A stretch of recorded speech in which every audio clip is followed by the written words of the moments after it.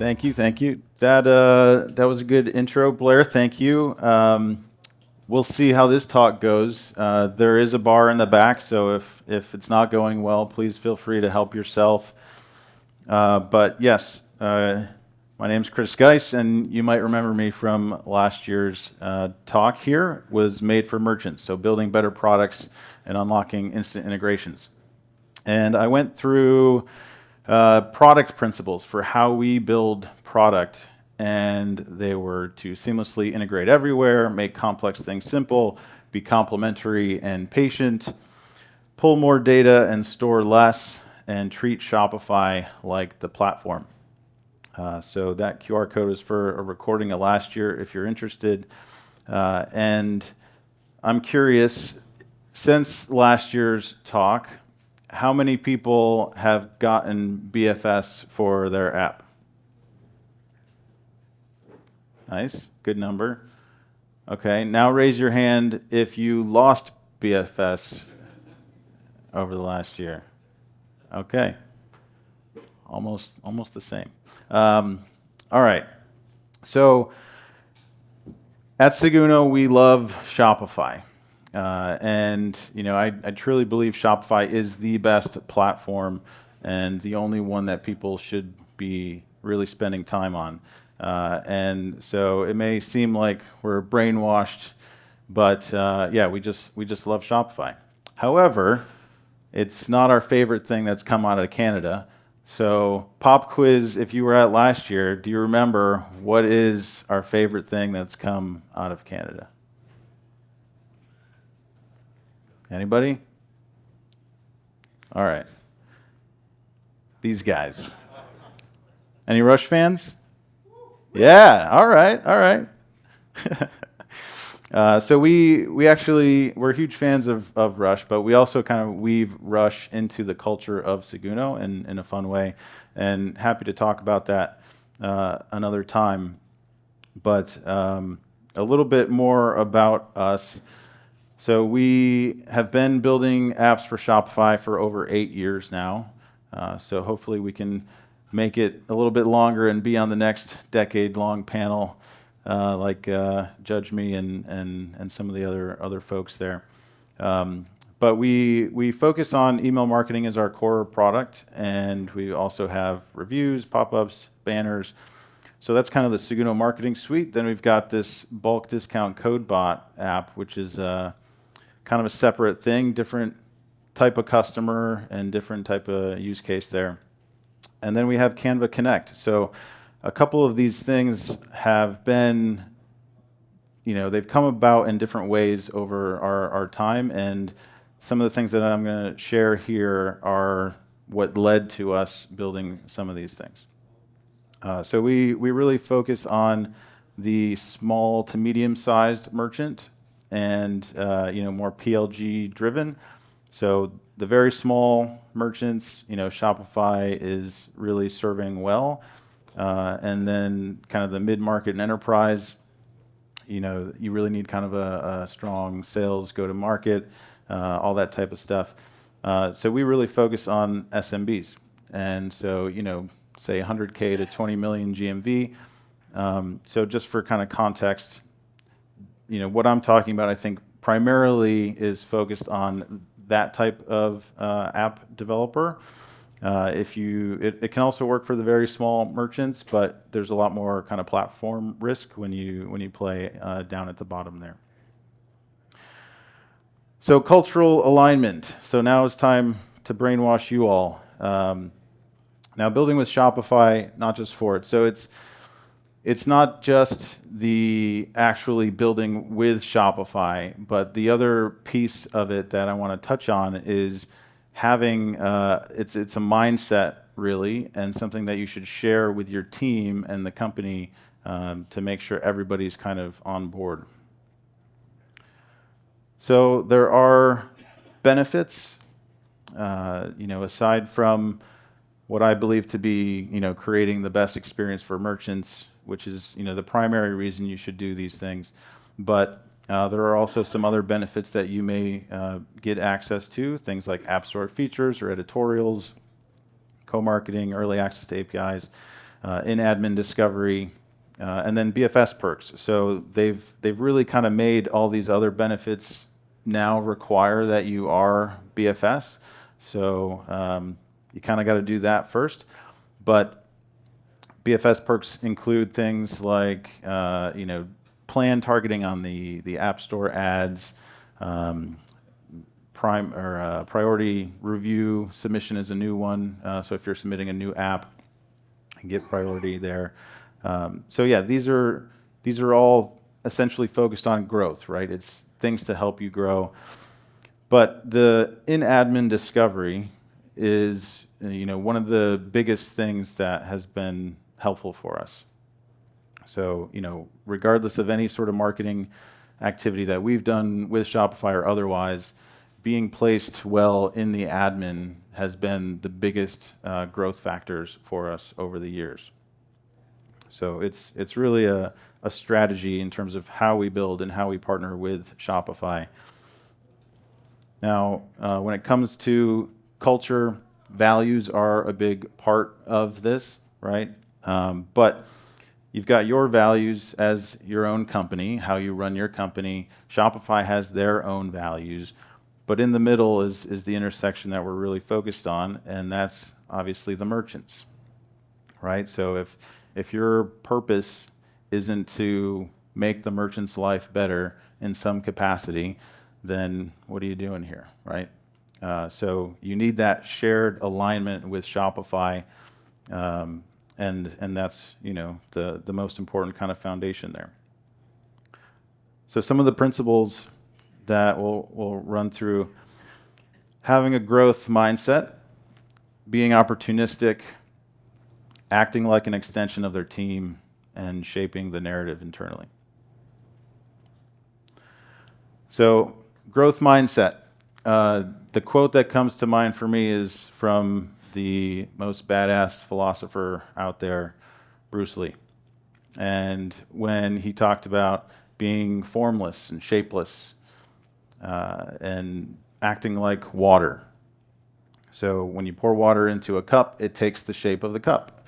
If you pour it into a bottle, it takes the shape of a bottle. Now it can flow or it can crash, as he said. But that mindset essentially relates to adaptability, resilience, and awareness. So this kind of growth mindset, being able to adapt as Shopify adapts. So in this scenario, we're the water, but Shopify's the cup, right? So as they change what they're focusing on or change the shape of Shopify, you need to change with it. So that the only thing that's constant is change.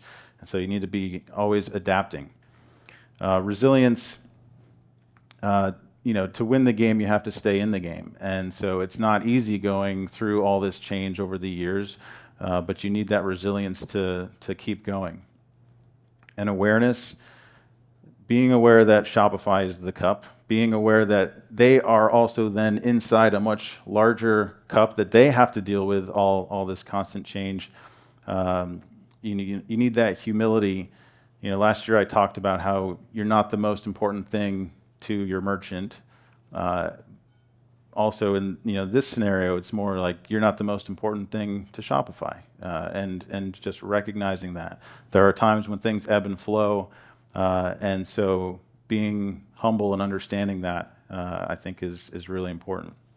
So it's a constant embracing change and learning and growing and changing, and so I think this is essentially what Shopify embodies too. When you think about how things have changed for them over the years, and they go head first into change, and sometimes regardless of the consequences, and it's a wonderful thing, and it's helped them grow and expand. But it's something that you then have to deal with as a Shopify partner. Okay, being opportunistic. You gotta take chances. You gotta look for opportunities, and you gotta go for them. And so finding the gaps between what Shopify is building and what they're not building, looking for interesting intersections, thinking about how to use some API differently than maybe they've thought of, how it relates to your product, how you can do something different. Joining beta programs. So this used to be kind of more of an invite closed type of thing, but they've done a really good job at opening that up. So anyone can participate in a lot of these beta programs that they're running now. So I encourage you to go out, join these beta programs, go all out, show them what you can do with it, and then you might get picked as essentially a launch partner and get some co-marketing opportunities there. So it's a cycle. They're releasing new APIs. They're looking for people to try them out, give them feedback, and then they reward those people with some co-marketing. So it's a wonderful thing to participate in. Now, as you go for lots of different opportunities, not everything will hit, and that's probably obvious to say, but you have to kind of go into that with that mindset, and know that we've done different beta programs where we tried something and weren't picked for a launch partner, or we've gone after different integrations and products that didn't quite pan out, but that's just the name of the game. So the more at bats, the more you will have a chance at one hitting. So and playing the infinite game. So we've there's a bunch of different things in our time where it maybe didn't quite go as we had planned initially, but we were still providing value and we waited it out, and then things started to click later. So you really need a long-term mindset when you're building these things. So like our bulk app, as an example, we built that thing. So again, being opportunistic, Shopify had an app that did this, and then they got rid of it. And so we decided to build one to become the replacement, essentially, because the need was still there.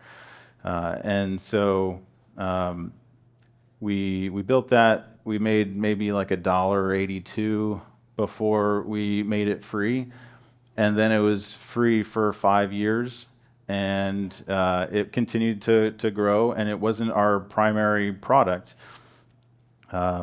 but it continued to grow. And then at one point, we turned on monetization for it, and now it's an important part of our revenue mix. So having that long-term mindset on things is really important.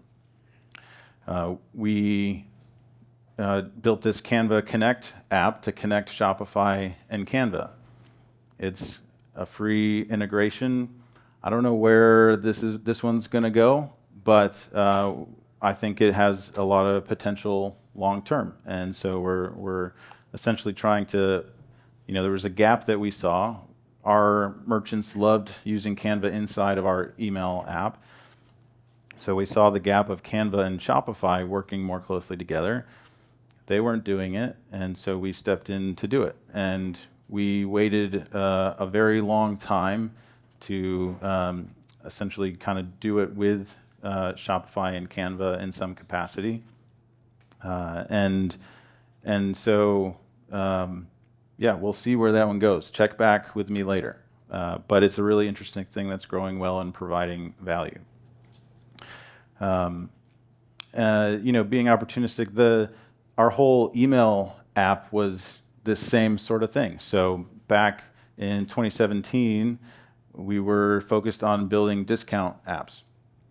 And then we got roped into a beta program for the marketing section of Shopify. So I don't know if you know Daniel Patricio. He's with Abra now on the partner side, but there he is. Yeah. So we got roped into a beta program with him actually for our banner app. And so when we saw where Shopify was going with this marketing section, again, back in 2017, we dropped everything and said we should put email there inside the marketing section of Shopify. And so all these different points along the way have been us seeing opportunities and going after them. And then that combined with the way we build products, like I talked about last year, and really partnering with Shopify, I think that's the reason that we've had any bit of success that we've had over the years, because it's an extremely competitive market that we're in. So that's the differentiator for us. Act like an extension of their team. All right, so you need to be an expert in Shopify, in your use cases, in your customers, and because if you have a conversation with Shopify and you're just kind of asking them questions and not providing value, or if they have to explain everything to you, then it's kind of a waste of their time, right? So if you go in as an expert, you're asking insightful questions, you're providing ideas, that is what gets them interested in continuing to talk to you. You got to bring ideas to the table and push them. So,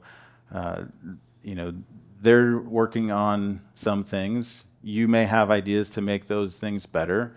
Bring those ideas to them. Sometimes they'll do them, sometimes they won't. But it's important to keep pushing them, have those conversations. They're essentially a product company, right?